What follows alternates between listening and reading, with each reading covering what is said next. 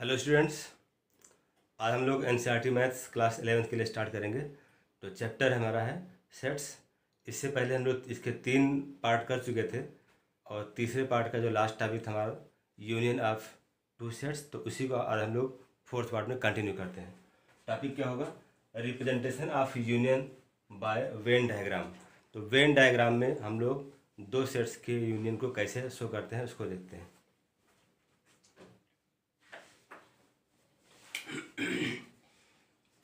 Part 1, एक set हमारा है ए और दूसरा सेट है बी। तो सेट ए और बी में रिलेशन क्या लिया? सेट ए और बी। ए क्या है? सबसेट है बी का। तो बी के अंदर ए को दिखाया और इसको क्लोज कर दिया एक रेक्टेंगल में, इस टाइप से कि पूरा सेट इसके अंदर क्लोज रहे। ये हो गया। तो इसमें क्या करें हम लोग? सेट ए और बी के सारे एलिमेंट्स लेंगे। कंडीशन क्या है कि सेट ए के सारे एलिमेंट्स बी में हैं, या ऐसा बोल सकते हैं कि ए बी का सबसेट है और ये आपका हो गया यूनिवर्सल सेट। तो इसको ऐसे लिख सकते हैं कि ए यूनियन बी है ये व्हेन ए सबसेट बी। दूसरा पार्ट ले सकते हैं इसमें ऐसे कि सेट ए और बी कुछ इस टाइप से हैं कि कोई किसी का सबसेट नहीं है। ऐसे एक सेट ए है, दूसरा सेट बी है। इन दोनों सेट्स को ऐसे दिखाएंगे।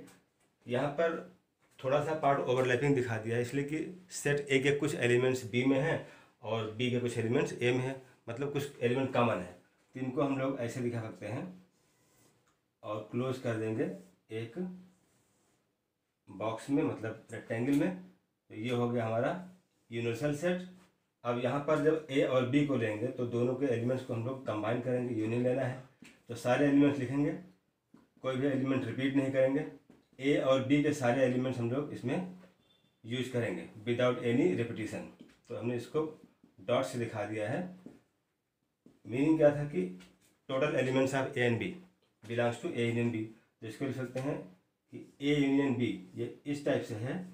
कंडीशन क्या है?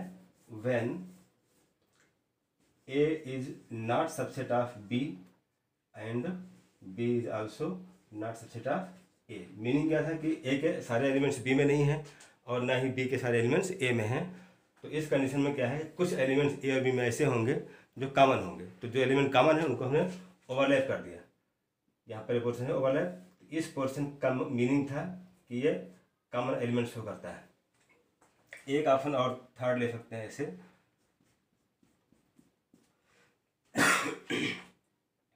कि ए और बी कुछ ऐसे सेट्स हैं जो कि डिसजॉइंट हैं। ए और बी दोनों को हमने एक रेक्टेंगल में क्लोज किया और क्या दिखा दिया कि हमें ए और बी के सारे एलिमेंट तो लेने हैं, लेकिन इन दोनों में जो एलिमेंट्स का नेचर है वो बिल्कुल डिफरेंट है। अनलाइक एलिमेंट्स होंगे, बोथ आर अनलाइक सेट्स। ये दोनों डिसजॉइंट सेट होंगे, इसमें कोई भी एलिमेंट किसी में कॉमन नहीं है। तो इसको लिख सकते हैं ए यूनियन बी व्हेन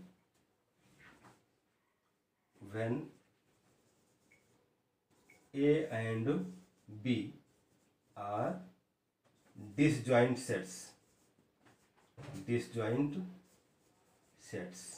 तो ये 3 कंडीशन हो गया। तो इसमें से हम लोग क्या कहते हैं कि दो सेट्स को यूनियन फॉर्म में अगर दिखाना होता है वेन डायग्राम में तो ऐसे दिखाएंगे। इसके बाद नेक्स्ट टॉपिक लेते हैं।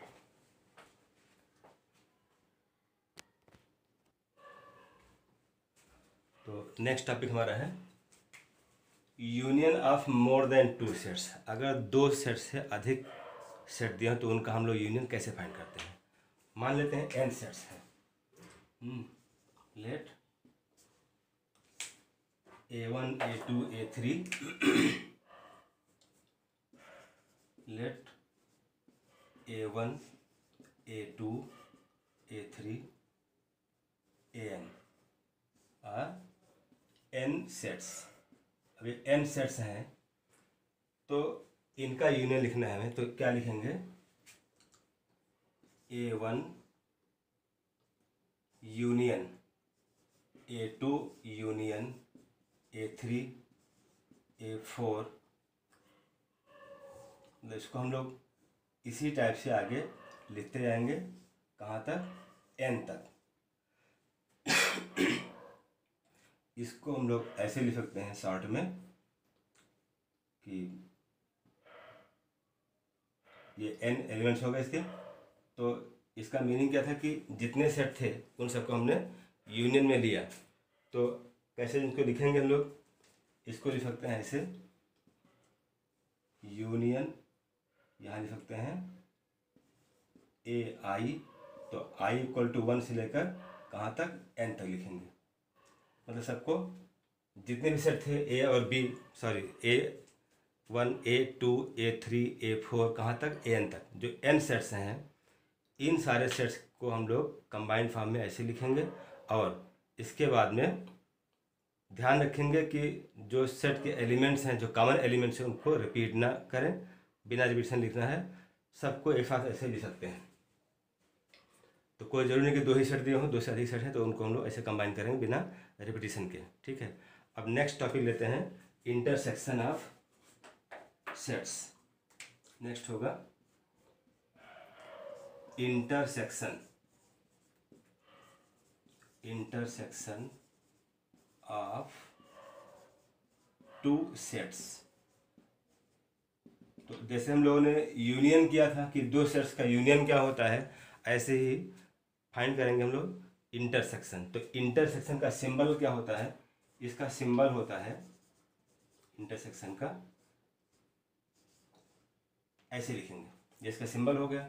अब मानिए कि 2 सेट है A और B, तो दोनों सेट्स को जब लिखेंगे इसके फॉर्म में, मतलब इसका लेंगे इंटरसेक्शन, तो क्या लिखेंगे, ऐसे लिखेंगे A इंटरसेक्शन B। ये दोनों भी A और B सेट्स क्या हैं, दोनों नॉन एम्प्टी सेट्स हैं। अब यहाँ पर हम लोग देखें कि जो A इंटरसेक्शन B है उसको कैसे फाइंड करते हैं, 2 सेट्स का एग्जांपल लेते हैं।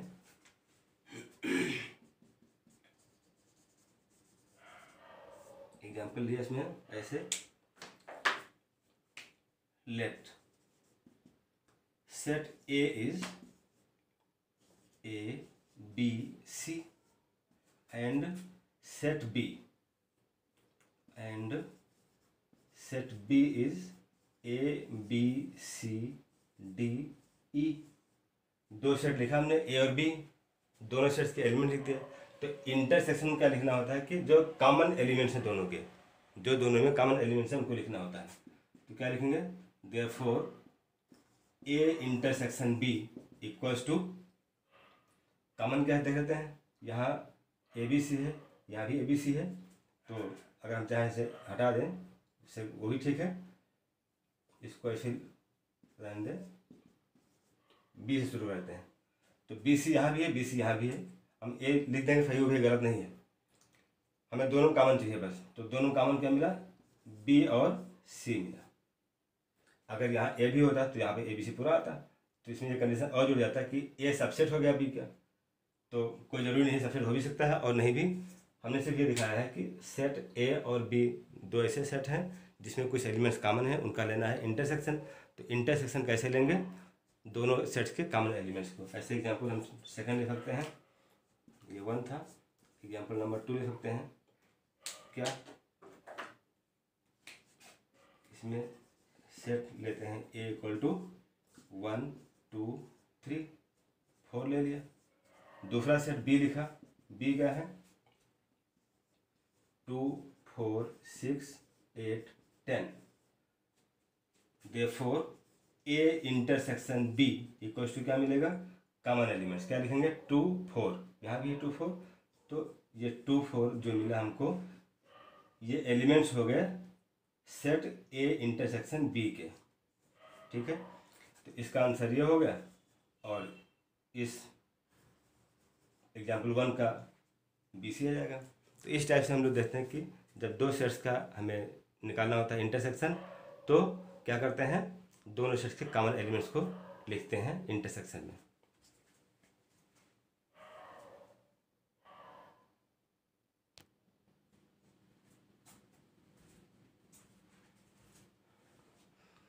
नेक्स्ट हमारा है इसमें जो सेट हमारा ए है, जब इंटरसेक्शन जो दिखा रहे थे कि ए और बी दो सेट होते हैं, उनको हम लोग कैसे दिखाते हैं। इसको हम लोग सिंबल के फॉर्म में लिख सकते हैं। कोई मान सेट लिखा मैंने, इसको ऐसे लिख सकते हैं A intersection B, A intersection B. इसको सिंबल फॉर्म में लिखना है, क्या लिखेंगे कि इसमें ए और बी में एक्स एक ऐसा एलिमेंट है जो दोनों को बिलोंग करता है। एक्स मान लो क्या एक एलिमेंट है, x such that x belongs to A and x belongs to B. X जो है ए को बिलोंग करता है और बी को ही बिलोंग करता है, तो एक्स कॉमन हो गया दोनों में। इसके बाद हम लोग आते हैं properties of intersection of two sets. दो सेट्स का प्रॉपर्टी क्या होता है इंटरसेक्शन का, उसको देखते हैं। प्रॉपर्टी 1 इसमें है A intersection A equal to A. किसी सेट का उसी के साथ अगर हम लेते हैं इंटरसेक्शन, तो सेट की वैल्यू वही मिलती है, क्योंकि कॉमन लेना होता है तो कोई भी सेट के एलिमेंट अपने आप में तो कॉमन होते ही हैं। तो इसको लिख सकते हैं कि A intersection A equal to itself A मिलेगा। इसे बोलते हैं आइडेम्पोटेंट लॉ। क्या है ये? आइडेम्पोटेंट लॉ है। सेकंड है कि दो सेट्स का इंटरसेक्शन कम्यूटेटिव होता है कि नहीं। यस, होता है, क्योंकि इंटरसेक्शन में क्या करते हैं हम लोग कि ए और बी जो सेट्स होते हैं दोनों कॉमन एलिमेंट लेते हैं, तो जो एलिमेंट कॉमन है दोनों को बिलोंग करता है, तो हम ए और बी का ले इंटरसेक्शन या बी और ए का ले इंटरसेक्शन, वैल्यू सेम मिलेगा, सेट में कोई चेंज नहीं आएगा। तो इसे बोलेंगे कि ये कम्यूटेटिव लॉ है। क्या है ये? कम्यूटेटिव लॉ है। थर्ड हमारा है प्रॉपर्टी ए इंटरसेक्शन बी, जो मिलेगा उस सेट का इंटरसेक्शन सी के साथ लेते हैं। क्या? ए और बी का जो इंटरसेक्शन है उसको जब सी के साथ लेंगे इंटरसेक्शन, तब क्या मिलेगा? उसकी वैल्यू मिलती है ए का इंटरसेक्शन किसके साथ? बी इंटरसेक्शन सी के साथ लेंगे इंटरसेक्शन, तो रिजल्ट वही मिलेगा जो लेफ्ट हैंड में था। इसको बोलते हैं एसोसिएटिव लॉ। ये हो गया एसोसिएटिव लॉ। फोर्थ हमारा है, इसका पार्ट 2 इसमें लिया गया ए इंटरसेक्शन यू। मीनिंग क्या था? ए एक सेट है और यू क्या है? यू भी एक सेट है, जिसे बोलते हैं यूनिवर्सल सेट। तो यूनिवर्सल सेट एक बड़ा सेट होता है, दूसरे सेट सब यूनिवर्सल सेट को बिलोंग करते हैं। यहाँ पर हमने एक सेट ए भी लिया है, तो सेट ए के जो एलिमेंट्स होंगे यूनिवर्सल सेट को बिलोंग करेंगे, तो दोनों कॉमन क्या मिलेगा? ए ही कॉमन मिलेगा, क्योंकि यू कंप्लीटली बिलोंग करता है यू को, ए बिलोंग करता है किसको? यू को। तो ए के सारे एलिमेंट्स यू में होंगे, इसलिए कॉमन क्या मिला? ए के इक्वल मिलेगा। इसे बोलते हैं लॉ ऑफ आइडेंटिटी। इसी का सेकेंड पार्ट है कि अगर सेट ए का इंटरसेक्शन अगर हम नल सेट के साथ लेते हैं तो क्या मिलेगा? कॉमन क्या मिलेगा? नल सेट, क्योंकि ए में तो कुछ एलिमेंट होंगे ही, लेकिन फाइव जो नल सेट है या वाइड सेट, इसमें कोई भी एलिमेंट नहीं मिलेगा, तो कॉमन क्या मिलेगा दोनों में? नल सेट मिलेगा। इसको ही बोलते हैं लॉ ऑफ आइडेंटिटी। नेक्स्ट है fifth part A intersection B union C. A B C 3 set हैं, तो बी और सी का हम लेते हैं क्या? यूनियन। जो मिलेगा उसको हम लोग ए के साथ लेंगे इंटरसेक्शन। क्या है? बी और सी का लिया है यूनियन, जो सेट मिला उसको ए के साथ लेंगे इंटरसेक्शन। तो A intersection B union C जो मिलेगा, क्या मिलता है? A intersection B union A intersection C के को मिलेगा। इसको हम ब्रैकेट ओपन कर सकते हैं इसके साथ में। सेकेंड पार्ट है A union B intersection C. अब बी और सी का लेंगे इंटरसेक्शन, अब जो सेट मिलेगा उसको ए के साथ यूनियन लेंगे, तो कंबाइन करने क्या मिलेगा? A union B intersection A union C. तो इन दोनों बोलते हैं कि ये डिस्ट्रीब्यूटिव लॉ है। ठीक है।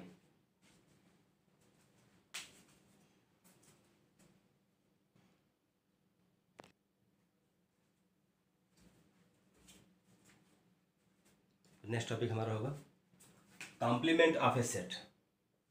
किसी सेट का कॉम्प्लीमेंट निकालना। ये क्या होता है? कॉम्प्लीमेंट जिस सेट का फाइंड करना होता है, उस सेट के एलिमेंट्स को छोड़कर जो यूनिवर्सल सेट में बचता है वही उसका कॉम्प्लीमेंट होता है। और जो सेट है, मान लीजिए सेट ए है, तो सेट ए का जो कॉम्प्लीमेंट है उसको क्या लिखते हैं? ए डैश लिखते हैं। इसको सिम्बॉलिकली ऐसे लिख सकते हैं। कैसे? सिम्बॉलिकली क्या लिखेंगे, ए मान लीजिए कोई सेट था जिसका निकालना है कॉम्प्लीमेंट, तो जिस सेट का कॉम्प्लीमेंट निकालना हो तो उसके ऊपर डैश लगाते हैं। ए डैश इक्वल टू क्या होगा, x such that x belongs to, x does not belong to A and x belongs to U. Meaning क्या था कि जिस सेट का मुझे कॉम्प्लीमेंट निकालना होता है उस सेट के एलिमेंट्स को सब्ट्रैक्ट करते हैं, निकाल देते हैं कहाँ से, यूनिवर्सल सेट से, तो जो बचेगा एलिमेंट वो होगा A complement.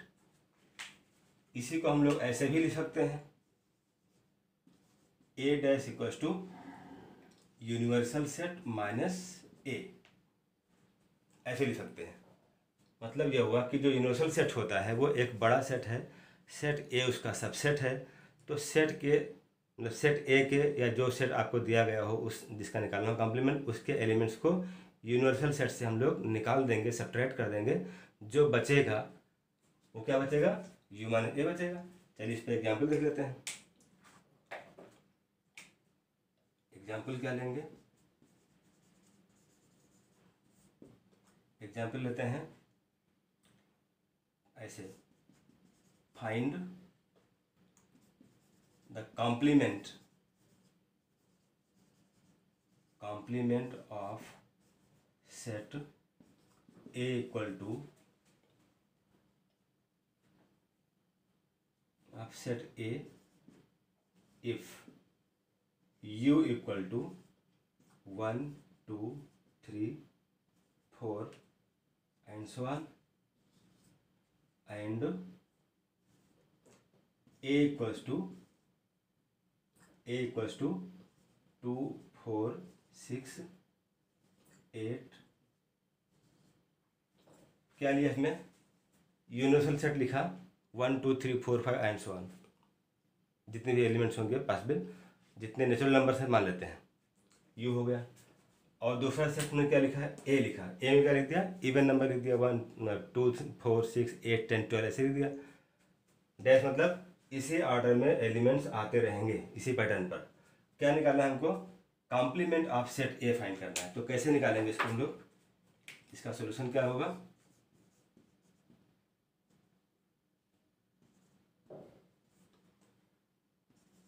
A dash equals to क्या बताया था अभी, A dash equals to U minus A, ये करेंगे, यू को लिख दिया हमने 1 2 3 4 एंड सो ऑन, माइनस क्या, ए को लिखेंगे, तो ए में क्या है 2 4 6 8 एंड सो ऑन। जो सेट ए है उसमें सिर्फ इवन नंबर्स हैं, अगर हम पूरा इसको यू को मान लीजिए नेचुरल नंबर है तो इसमें इवन भी होंगे और ऑड भी होंगे, दोनों एलिमेंट्स होंगे, तो दोनों के कॉम्बिनेशन में से मतलब इवन ऑड के कॉम्बिनेशन में से हम क्या करें, सीधे इवन को माइनस कर दिए, निकाल दिए, तो क्या बचेगा, ऑड बचेगा। तो इसको लिख सकते हैं 1 3 5 7 9 एंड अदर ऑड नंबर्स। तो इस टाइप से लिखते हैं हम लोग कॉम्प्लीमेंट ऑफ सेट ए। अब इसी को अगर दिखाना है वेन डायग्राम में तो क्या दिखाएंगे,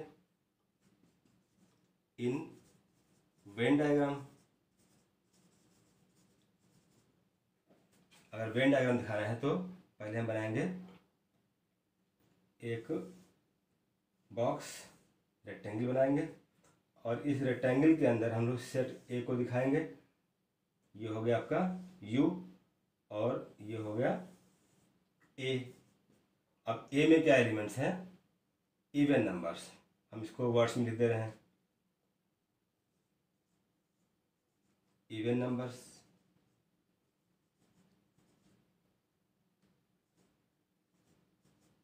ठीक है, तो ए में क्या इवन नंबर्स हैं और यू में क्या है, नेचुरल नंबर्स हैं। ये क्या थे, नेचुरल नंबर थे।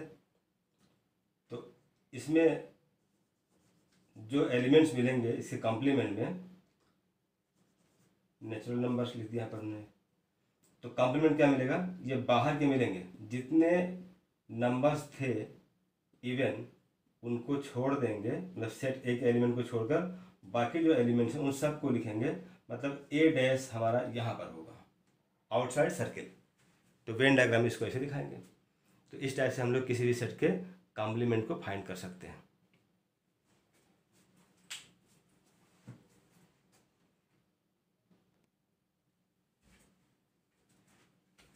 नेक्स्ट टॉपिक हमारा होगा डिफरेंस ऑफ टू सेट्स। दो सेट्स का डिफरेंस कैसे फाइंड करते हैं। मान लें कि सेट ए और बी, दो सेट्स हमको दिए गए हैं और हमको निकालना है ए और बी का डिफरेंस, मतलब ए माइनस बी फाइंड करना है। तो ए माइनस बी का जो सेट बनेगा उसमें कौन से एलिमेंट्स होंगे। सेट बी के वे एलिमेंट्स जो ए में हैं उनको निकाल देंगे ए से। अब जो बचेगा ए में उसे कहेंगे ए माइनस बी। क्या करेंगे, ए और बी दो सेट दिए गए हैं, हमें फाइंड करना है ए और बी का डिफरेंस। तो क्या करना है, बी के सारे एलिमेंट्स जो ए में प्रेजेंट हैं, पॉसिबल है कि बी के सारे एलिमेंट्स ए में ना हो, लेकिन जो भी एलिमेंट बी के ए में हैं प्रेजेंट, उन सारे एलिमेंट्स को ए से निकाल देंगे। अब जो रेस्ट पार्ट बचा ए में, ए माइनस बी होगा। इसको ऐसे लिख सकते हैं सिंबल फॉर्म में, सिंबॉलिकली ऐसे लिख सकते हैं A minus B equal to क्या लिखा हमने, इसको लिख सकते हैं x such that x belongs to A and x does not belong to B. ये बी को बिलोंग नहीं करता। ऐसे ही अगर आपको बी माइनस ए फाइंड करना हो तो क्या लिखेंगे, x such that x belongs to B. ये बी को बिलोंग करेगा लेकिन एक्स ए को बिलोंग नहीं करेगा। मतलब बी में से हमने ए के सारे एलिमेंट निकाल दिए, अब जो बचेंगे वो एक्स में रहेंगे, बी में रहेंगे एक्स के एलिमेंट्स, लेकिन वही एक्स ए में नहीं होगा, इसको माइनस कर चुके हैं। इसको हम लोग एग्जाम्पल से देखते हैं। इसका एग्जाम्पल क्या होगा,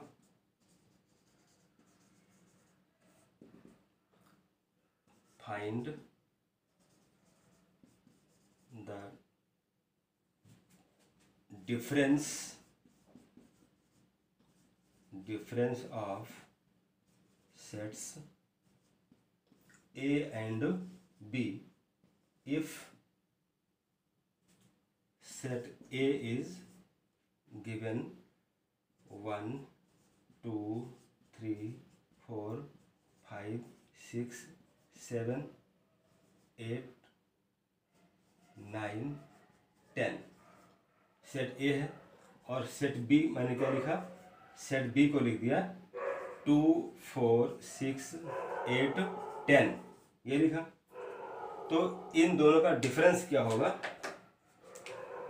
इसका डिफरेंस लिखेंगे हम लोग। इसके सॉल्यूशन में क्या आ जाएगा आपका, A minus B equals to all the elements of A लिखिए वाले इसमें 1 2 3 4 5 6 7 8 9 10 माइनस क्या लिखेंगे, all the elements of B 2 4 6 8 10 इसको लिखा। तो अब क्या करना है, जो सेट ए के एलिमेंट्स हैं इसमें से हमें सेट बी के एलिमेंट्स, मतलब इसमें देखिए सेट ए में इवन ऑड नंबर सारे हैं 1 से 10 तक है, लेकिन बी में क्या सिर्फ इवन नंबर्स हैं। तो सारे इवन नंबर्स ए के हम निकाल देंगे, जो बचेगा वो क्या बचेगा, ऑड में बचेगा 1 3 5 7 एंड 9। तो ये हो गया आपका ए माइनस बी। तो इस टाइप से हम लोग दो सेट्स का निकालते हैं डिफरेंस। अगर इसका रिवर्स निकालना हो तो क्या करते हैं, बी माइनस ए निकालना है तो बी से जो एलिमेंट होते हैं ए के वो निकाल दें, तब बचता हमारा दूसरा चेंज हो जाता। तो इस टाइप से डिफरेंस फाइंड करते हैं दो सेट्स का। ए माइनस बी निकालना हो चाहे बी माइनस ए निकालना हो, जो पहले लिखा हुआ है उसमें से जो बाद में लिखा है माइनस के बाद उसके एलिमेंट्स को छोड़ देंगे और ये डिफरेंस मिल जाएगा। जो बचेगा ए में ये इसकी वैल्यू होगी। तो इस टाइप से हम लोग इस चैप्टर जो सेट था इसमें सबको पढ़ चुके हैं। अभी एक चीज़ और बाकी है आपको पढ़ने के लिए, एप्लीकेशन ऑफ वेन डायग्राम। इस पर बेस्ड भी निकल आते हैं, एक क्वेश्चन जरूर मिलेगा आपको करने के लिए, तो उसको हम लोग नेक्स्ट वीडियो में लेंगे और वही लास्ट होगा। तो साथ ही साथ आपके जो बुक्स में क्वेश्चन दिए हुए हैं टॉपिक वाइज एक्सरसाइज वाइज, उसको आप अटेंड करते रहिए। और अगर नहीं आ रहा है कोई चीज़ तो उसको आप कमेंट बॉक्स में दे दीजिए, पूछिए, बताएंगे, ज़रूर कोशिश करेंगे इसके लिए।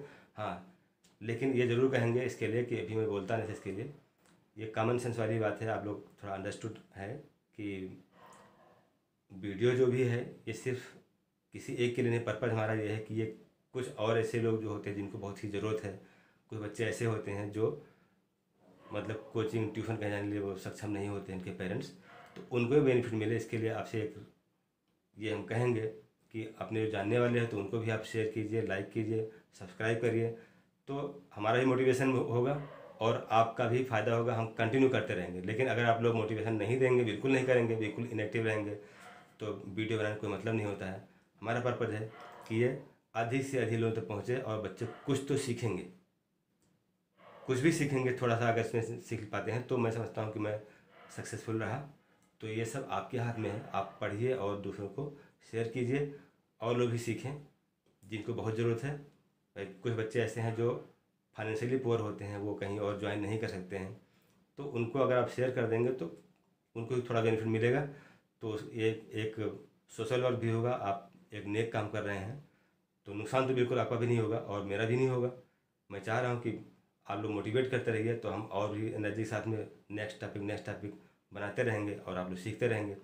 आपका इंटरेस्ट लेना बहुत ज़रूरी है, अगर आप इंटरेस्ट नहीं लेंगे तो मेरे मेहनत कोई मतलब नहीं होता, हम बिना मतलब मेहनत करते रहें, कोई फ़ायदा इसका नहीं होता। आप इसको शेयर कीजिए, सब्सक्राइब करिए, आपको नेक्स्ट वीडियो मिलते रहेंगे, लाइक भी करिए ताकि हम भी मोटिवेट होते रहें और इसको आप दूसरों तक पहुँचाइए।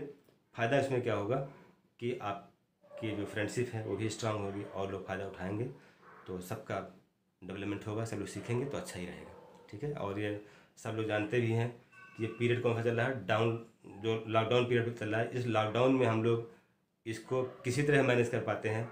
बोर्ड छोटा है, फैसिलिटीज़ नहीं है, तो इनको देखते हुए आप लोग लॉकडाउन के पहले जो वीडियो बने होंगे दूसरों के, उन टीचर्स से कंपेयर ना करिएगा, क्योंकि ये हम लोग मजबूरी में बना रहे हैं घर बैठ कर के कि बच्चों का स्टडी डिस्टर्ब ना हो। ये कंटिन्यूशन मेंटेन है, कुछ तो सीखते ही रहेंगे। तो आपको सीखने से मतलब है, आप सीखिए इसको और दूसरों तक पहुँचाइए, लाइक कीजिए, इसको सब्सक्राइब कीजिए। कोई प्रॉब्लम होती है आप कमेंट कीजिए, रिप्लाई देने हम ज़रूर कोशिश करेंगे। बस ये है कि हाँ, थोड़ा टाइम आगे पीछे हो सकता है, कोई प्रॉब्लम नहीं है, जब भी देखेंगे हम उसको ज़रूर रिप्लाई करेंगे। लेकिन ये हम लोगों का एक कंबाइंड एफर्ट है जिससे पब्लिकली फ़ायदा सबको मिलेगा, ठीक है। तो इसको आप ध्यान रखिए कि आप खुद पढ़िए, जो ना आता हो आप उसको व्हाट्सएप भी कर सकते हैं, ऐसा नहीं है।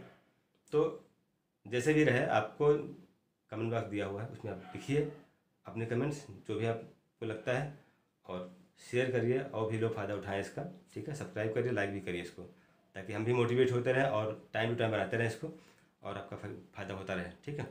तो इस टाइप से हम आज इस वीडियो को क्लोज करते हैं। जो लास्ट टॉपिक हमारा होगा अभी, एप्लीकेशन ऑफ वेन डायग्राम, मतलब वेन डायग्राम का हम लोग कैसे यूज करते हैं, किसमें, वर्ड्स प्रॉब्लम में, जो एक कंपलसरी क्वेश्चन उसमें आता है पेपर में, तो इसको भी करेंगे। और ये आपका सिर्फ 11th क्लास ही नहीं, जो आपके फर्दर एग्जाम कंपटीशन के होंगे, यहाँ तक कि IAS एग्ज़ाम होता है, PCS एग्ज़ाम होता है कंपटीशन में, वहाँ भी आपका हेल्पफुल होगा वेन डायग्राम। तो ज़रूर कोशिश करें कि नेक्स्ट आपको हम और बेहतर देंगे। तो आप इसको प्रयास करिए कि सीखिए और दूसरों तक पहुँचाइए, ठीक है। Okay, so thank you for today.